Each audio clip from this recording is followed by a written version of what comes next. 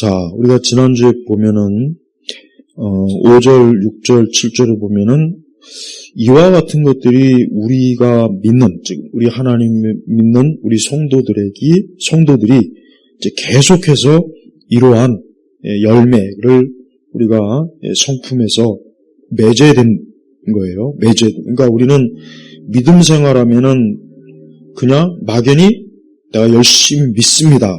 나는 하나님을 기도 응답을 확신합니다. 그러니까 대부분 믿음은 딱 여기에 한정되어 있어요. 그런데 베드로 후서에는 뭐라고 했습니까? 그거보다 훨씬 더 중요한 것들이 뭐냐? 우리가 하나님의 거룩한, 하나님의 그 영광스러운 성품에 참여하는 자들이 되도록 우리를 하나님께서 부르셨는데 그게 뭐냐 했을 때 믿음의 덕의 지식, 그 다음에 절제, 인내, 경건, 형제우애, 그 다음에 사랑, 이와 같은 것들이 계속해서 쌓여지고 쌓여져야 그 믿음이 내실이 있다는 거예요. 이런 게 없으면은 그 믿음은 그냥 그 속이 텅 빈 거예요. 공갈빵처럼. 겉은 이렇게 막 부풀어 오르는데 톡 건들면 속은 텅 빈 거 있잖아요. 이 공갈빵. 그러니까 우리가 이렇게 믿음이라고 할 때 그냥 단순히 어떤 뭘 믿습니다. 그냥 어떤 막 하나님께서 불가능하게 것을 우리에게 불가능한 것을 하나님이 가능할 줄 믿습니다. 믿습니다. 이런 것만 자꾸 믿음을 생각하니까 믿음의 열매가 없는 거예요. 진짜 중요한 열매가 없는 거예요. 그래서 지금 엄청나게 중요한 문제를 지금 뭘 지적했냐면 8절에 보니까 이런 것들이 너에게 있고, 그럼 이런 것들이 뭐냐면 5절, 6절, 7절이에요. 그러니까 이런 것들이 있어야 된다는 거예요. 이런 게 없으면은 안 된다는 거예요. 안 된다는 거예요. 그러면 이제 게으르거나 열매 없는 자들이 된다 이거죠. 게으르거나 열매 없는 자들이기 때문에 이러한 신의 성품에 해당되는 것이 없어가지고 그냥 마치 무화과 잎, 열매 없는 무화과 잎만 무성한 그거와 똑같이 된 거예요. 그러니까 하나님께서는 우리가 절대 그러면 안 되고 우리가 당연히 열매가 있어야 된다.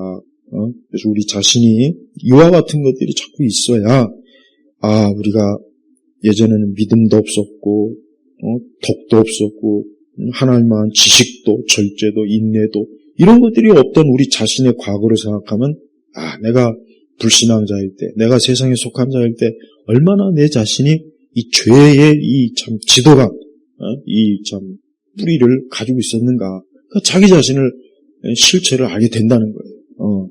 그러면서 이런 것이 없는 사람은 마치 맹인이었어요. 그러니까 앞을 보지 못하니까 자기 앞을 보지 못하니까 당연히 분별할 수 없고 구분할 수 없다. 그러니까 우리 성도들은 항상 우리가 그리스도 안에 들어온 이유와 이전을 확실하게 손을 이게 딱 그어줘야 돼. 그러니까 자기가 알아야 돼. 그래, 내가 그리스도 바깥에 있을 때는 난 이런 사람이었지, 이랬지. 근데 내가 그리스도 예수 안에 들어오고 나서는 나는 이제 이렇게 확실하게 변했다. 이렇게 나는 열매를 맺었다. 이게 완전히 딱 선이 그어져야지 자기가 그 선을 봐야 되는 거예요. 근데 그게 없이 그냥 그 선이 있는지 없는지도 모르고 힘이 하면은 그거는 열매가 없는 거예요. 여기서 뭐라고 했습니까? 자기 옛 죄가 깨끗하게 된 것을 잊은 자이다. 그러니까 자기 옛 중생하고 거듭나기 이전에 그 아담의 그 죄의 상태를 내가 확실하게 알고 있는 것과 그리고 내가 그리스도 예수 안에 들어와서 내가 예전에 그 아담의 그 큰 유전된 원죄의 또 자범죄의 그 지독한 것을 내가 분명히 그때는 내가 이걸 이랬지. 근데 내가 이제 그리스도 예수 안에 들어와서 이제 내가 그러한 그 죄에 내가 이제 더 이상 얽매이거나 노예가 되지 않고 내가 계속 그리스도인으로서 성장하고 성숙하고 그걸 내가 이제 알아야 되는 거예요. 이거는 정말 중요합니다. 그러니까 이렇게 이런 걸 전혀 모르는 거나 이런 열매가 없으면 맹인이다 그랬잖아요. 소경이다. 그래서 10절을 보니까 그러므로 형제들아 더욱 힘써 너희의 부르심과 택하심을 굳게 하여라. 이 부르심과 택함이. 부르심은 뭡니까? 하나님의 소명. 택하심은 하나님의 선택이. 그러니까 성도는 반드시 이게 있어야 돼. 하나님께서 나를 부르셨다. 하나님 나를 부르셨다. 하나님의 자녀로 부르셨다. 이게 소명. 이 소명 의식이 반드시 있어야 돼. 이게 꼭 필요합니다. 아, 그래. 하나님께서 나를 이 세상에 나를 그냥 저 멸망한 자들에서 나를 하나님이 불렀다. 내 이름을 불렀다. 나를 불러서 이제 너는 내게 속한 자다. 나의 백성이다. 내 자녀다라는 것을 우리 자신이 확실하게 이것을 해야 돼. 확실하게 이걸 아주 확신해야 돼. 그 다음에 또 뭡니까? 택하심. 그렇죠. 하나님이 나를 택했다. 나를 하나님이 창세전부터 택해서 내가 오늘 그리스도인 하나님의 자녀가 되었다. 그러니까 우리는 그저 뭐 어떻게 하다가 뭐 우연히 뭐 내가 교회 나왔지, 뭐 우연히 뭐 신앙생활 하게 됐고, 그냥 어떻게 하다 보니까 그냥 신앙생활 하게 됐어. 뭐 어떻게 하다 보니까 뭐 그렇게 됐어. 그게 아니에요. 반드시 하나님이 나를 불렀다. 하나님이 나 한 사람을 개인적으로 부른 거야. 그 다음에 하나님께서 창세전에 나를 부르심의 그 근거가 뭐냐? 나를 택한 거야. 내가 너를 택했나니, 구약에도 나오잖아. 내가 너를 택했다, 이거 택했다. 응? 이게 참 놀랍고 신기한 거. 왜? 아니, 그렇게 많은 사람이 있고, 이 땅에 수많은 사람이 있는데, 하나님께서 나를 딱 꼭 집어서 나를 부르고 택했다는 게, 이거 한번 생각해 보십시오. 이거 얼마나? 이거 로또가 뭐, 번개 맞을 확률보다 더 이게 확률이 지금 낮다 그랬나? 그런데, 그거보다 훨씬 더 어려운 게 뭐냐면, 꼭 확률적으로 얘기한다면, 그리스도인이 되는 확률은 진짜 어려워요. 정말 어렵습니다. 이건 곰곰이 생각해보면 알아요. 우리가 생각하기에는, 그리스도인이 많겠지. 전 세계에 그리스도인이 꽤 많겠지. 아니에요. 실제적으로 많지 않습니다. 실제적으로 전 세계 인구가 지금 한 80억인가 70몇 억인데, 79억인가? 거기에서 여러분, 카톨릭이 10억이 넘고, 모슬렘이 그 정도 될 것이고, 개신교가 한 그 정도 될 거예요. 그러면은, 나머지 한 40억이나 45억은 애초에 이 사람들은 불신자거나 또 다른 잡다한 종교이지 않겠습니까? 그러니까, 의외로 그리스도인이 많지 않아요. 많지 않습니다. 그리스도인이 꽤 많다는 자꾸 생각하죠. 네, 특히 우리나라 그리스도인들은 사방에 교회도 있고 그러니까 그리스도인이 꽤 많은가 보다. 근데 우리나라만 해도 그리스도인이 많지 않습니다. 해봐야 400만에서 600만밖에 안 돼요. 인구 5,200만이잖아요. 거기에서 기껏 해봐야 400만, 500만이에요. 그럼 진짜 거기에서 정말 거듭나고 중생한 성도는 몇 명이겠습니까? 얼마나 되겠어요? 과연 200만 명 될까요? 150만 명 되겠습니까? 한번 생각해봐요. 그렇게 생각하면은 인구 5,200만이니까 100만에서 기껏 해봐야 많이 잡아도 150에서 200만밖에 안 됩니다. 그리스도인이.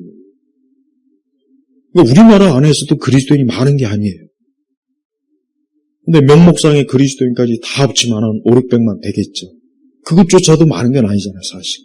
근데 거기에서 참 정말 거듭나고 중생했어요. 해봐야 150에서 200밖에 안 될 겁니다, 솔직히. 제가 볼 땐 그것도 많이 잡은 거예요, 지금 같은 경우는. 한번 봐요. 많지 않잖아요. 그러니까 우리가, 내가 이렇게 교회를 다니고 신앙생활하는 게 이게 흔한 게 아니라 극히 이게 드문 거구나. 극히 적은 거구나. 이렇게 알아야 되는 거예요, 이게. 그래서 절대 하나님이 우리를 부르신 그 부름과 택하심이 그냥 무슨 큰 그냥 금을 가지고 그냥 너나 나나 다 이렇게 구원의 영역으로 들어와라. 이게 절대 아니고 정말 하나님께서 절대적인 하나님의 은혜로 우리의 어떤 무슨 내가 자랑할 만하거나 내세울 만한 거 이런 걸 하나도 전제하지 않고 하나님이 나를 그냥 부른 거란 말이에요. 여러분 그리스도인이 된다는 게 이렇게 흔치 않는 진짜 하나님의 축복이요 하나님의 자녀가 되는 겁니다. 그러니까 앞으로 절대 믿음 생활하는 게 이렇게 흔한 게 아니구나. 매우 적구나. 매우 적어서 이게 정말 귀하구나. 이렇게 알아야 돼요. 그거를 아마 곰곰이 생각한다면 절대 우리가 신앙생활을 이걸 별것 아닌 거로 그렇게 인식되지는 않고 오히려 이렇게 엄청나게 이 존귀한 거를 하나님이 나에게 이렇게 줬다는 게 이게 오히려 신기하고 놀라운 거예요. 그래서 절대 신앙은 흔하지 않은 거예요. 그래서 부르심과 택하심을 굳게 해라. 그러니까 이거를 확실히 붙잡아라. 그래서 우리 성도는 자기의 부르심과 택하심을 확실하게 이걸 알아야 알고 믿고 있어야죠. 그래야 너희가 이런 것들을 행하면 결코 넘어지지 않을 것이다.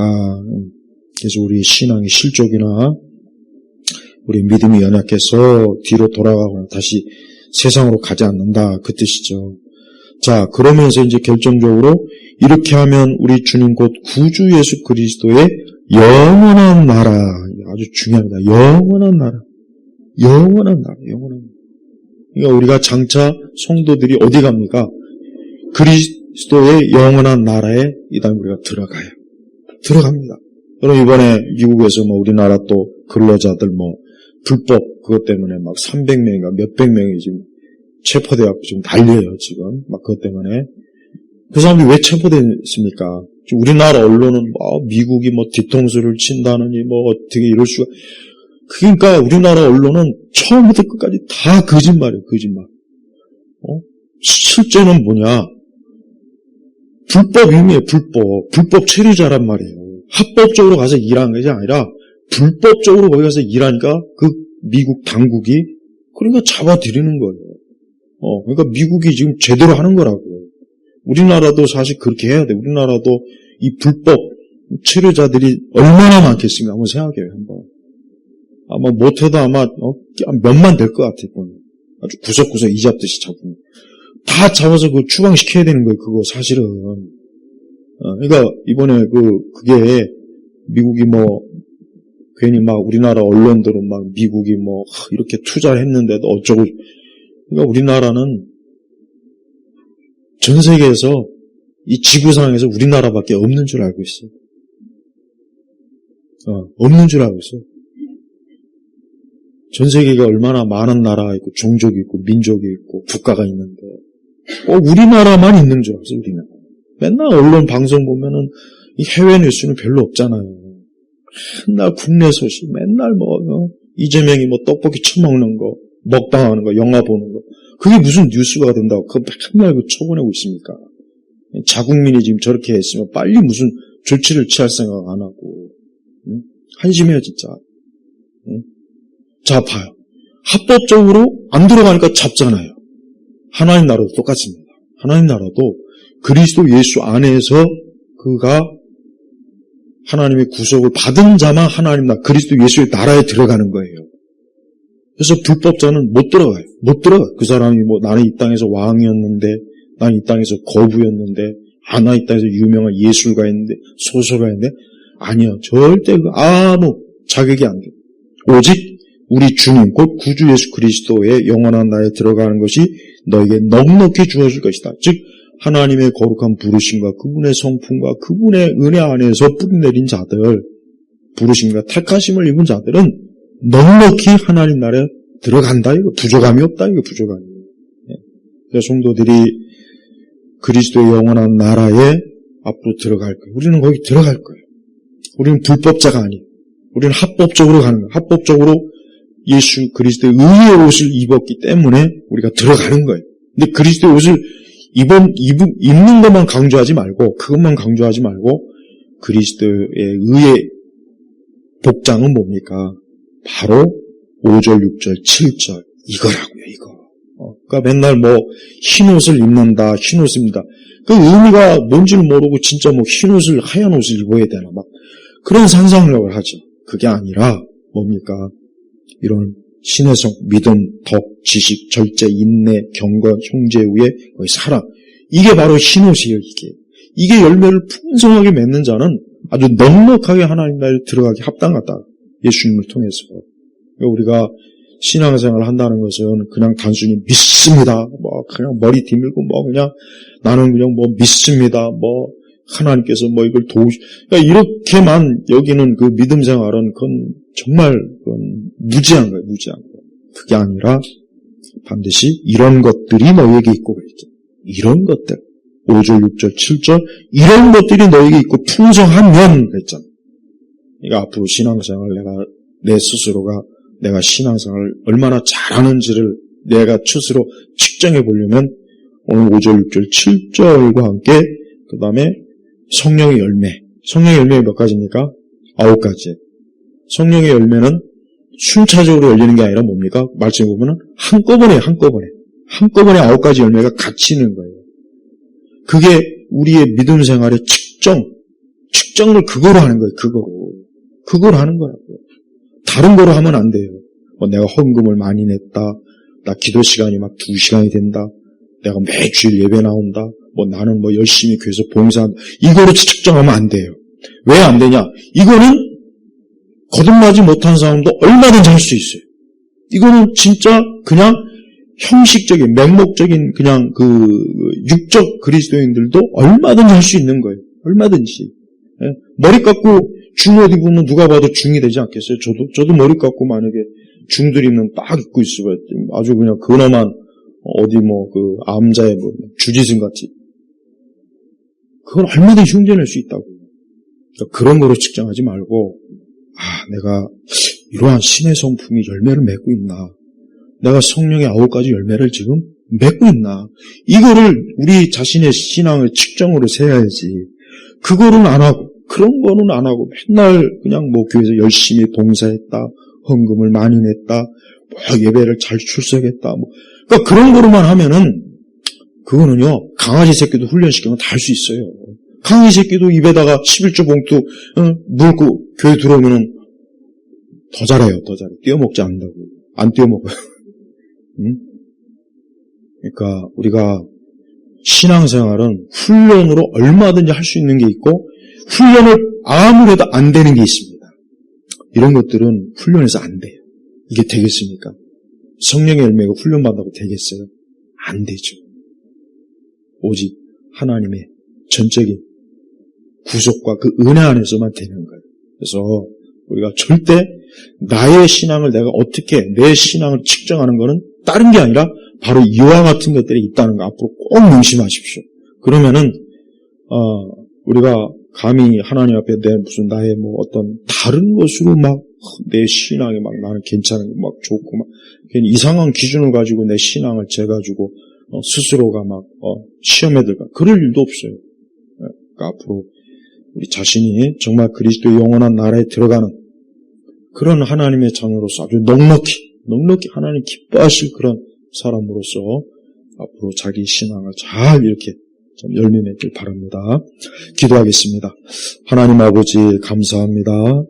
우리가 예수님을 보고 예수님을 믿고 우리가 그리스도 예수 안에서 하나님 아버지를 섬기는 하나님의 자녀입니다. 우리의 많은 부족함과 죄와 허물을 덮어주시고 우리가 주의 거룩한 자녀로 신의 성품으로 날마다 열매 맺고 자라기를 원하시는 주여 우리가 주님의 그 마음에 흡족하게 하는 우리 성도들이 될 수 있도록 더욱 주여 이러한 것들이 풍성하게 하여 주시옵소서. 감사드리며 우리 주 예수 그리스도의 이름으로 기도 올렸습니다. 아멘.